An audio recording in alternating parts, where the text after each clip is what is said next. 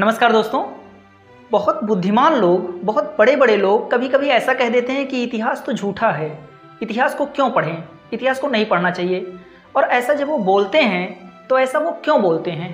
क्या सच में इतिहास झूठा है? और आखिर वो बोलते हैं ऐसा तो इसके पीछे का तर्क क्या है?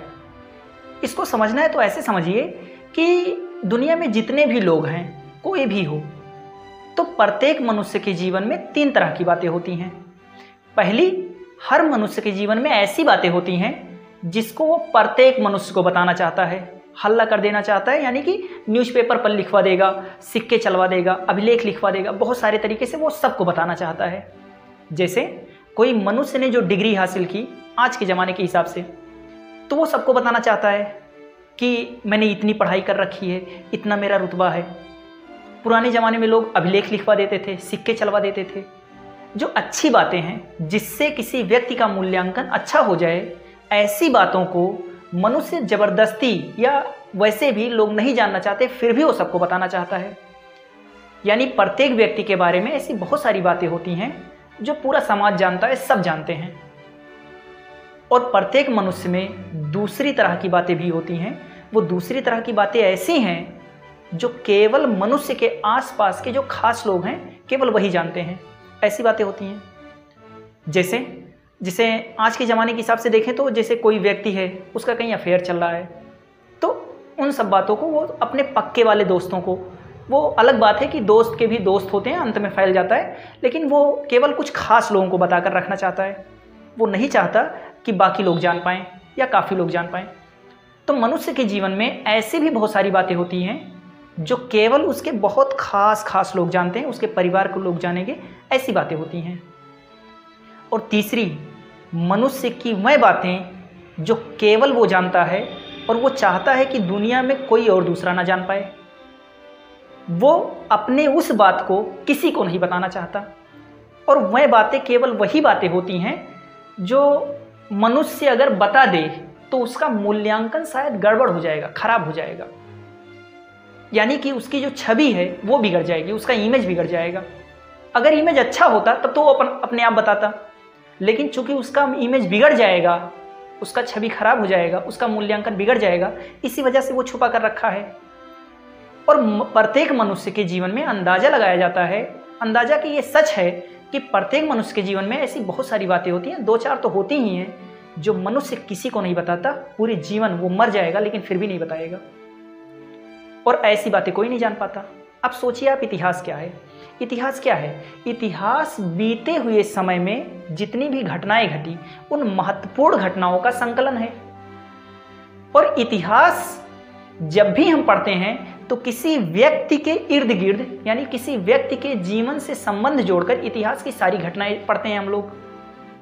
अब सोचिए, जो इतिहास लिखा गया है वो इतिहास किस बेस पर लिखा गया है? इतिहास व्यक्तियों को लेकर लिखा गया इतिहास में, यानी कि बीते हुए समय में बहुत सारे व्यक्ति हुए, उन सारे व्यक्तियों के जीवन की महत्वपूर्ण घटनाओं को लेकर इतिहास बना है। अब सोचिए, जितने भी व्यक्ति इतिहास में हुए थे, उन व्यक्तियों के जीवन का केवल वही हिस्सा लेकर इतिहास लिखा गया है जो व्यक्ति पूरे समाज को बताना चाहता था, जो सबको हल्ला करना चाहता था, उसकी डिग्रियां क्या है, जो उसकी उपलब्धियां हैं, उसी को केवल लेकर इतिहास लिखा गया है। अशोक का प्राचीन इतिहास लिखा गया, प्राचीन इतिहास में अशोक के बारे में लिखा गया, तो किस बेस पर लिखा गया? अशोक ने जो सिक्के चलवाए थे, उसने उसमें अपनी उपलब्धियां लिखवाई थी। उसने बहुत सारे शिलालेख, बहुत सारे अभिलेख खुदवा दिए थे, पूरे राज्य में लगवा दिया था कि अशोक ऐसे हैं, इनके अंदर ये गुण है। और उसी अभिलेख को पढ़कर, जो अशोक खुद से अपने पूरे राज्य के लोगों को बताना चाहता था, उसी अभिलेख को पढ़कर अशोक के बारे में इतिहास में लिखा गया है। जबकि इतिहास में अशोक के बारे में ऐसी बहुत सारी बातें रही होंगी जो वो किसी को नहीं बताना चाहता था, अपने अंदर दबाए दबाए ही मर गया। ऐसी बातें कौन सी होती हैं? जैसे काम चेतना से संबंधित बातें। अब काम चेतना मनुष्य की मूल प्रवृत्ति है। मूल प्रवृत्ति क्या होती है? मूल प्रवृत्ति मनुष्य की ऐसी प्रवृत्ति है जो मनुष्य को सीखना नहीं पड़ता, वो लेकर आता है, यानी उसे लेकर आता है, पैदा होता है। सिगमंड फ्रायड ने लिख रखा है कि मनुष्य की मूल प्रवृत्ति काम चेतना है। उससे पहले सब लोग मानते थे कि आत्मरक्षा की प्रवृत्ति मनुष्य की या सारे जीवों की मूल प्रवृत्ति होती है। जैसे मान लीजिए एक मछली है, टैंक में है, अब वो आराम से इसे घूम रही है। अब आप थोड़ा सा उसे छू कर देख लीजिए, फिर देखिए वो उसी में एकदम से बहुत तेज स्पीड में दौड़ेगी, क्योंकि वो जान गई है कि हमारे आसपास कुछ खतरा है और उसे अपनी आत्मरक्षा की चिंता हो रही है, तो इस वजह से वो ऐसा कर रही है। तो जितने भी जीव हैं इस समाज में, इस दुनिया में, वो सारे के सारे जीव, सीखना नहीं पड़ता उन्हें, उनके अंदर आत्मरक्षा की प्रवृत्ति होती है। तो सब लोग कहते थे कि आत्मरक्षा की प्रवृत्ति ही मूल प्रवृत्ति है प्रत्येक जीव की। फिर बाद में बहुत सारे लोगों ने उसे खारिज किया, कहा कि अगर आत्मरक्षा की प्रवृत्ति ही मूल प्रवृत्ति है तो फिर लोग आत्महत्या क्यों कर लेते हैं, लोग सुसाइड क्यों कर लेते हैं, लोग जीवन से हार क्यों जाते हैं।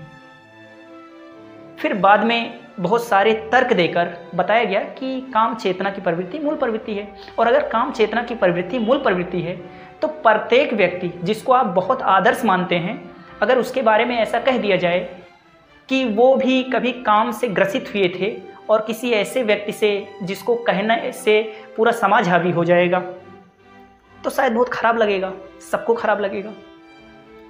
और ऐसी ही बातें या इस तरह की ही बातें होती हैं जो मनुष्य किसी को नहीं बताना चाहता, जो तीसरे तरह की बातें हैं।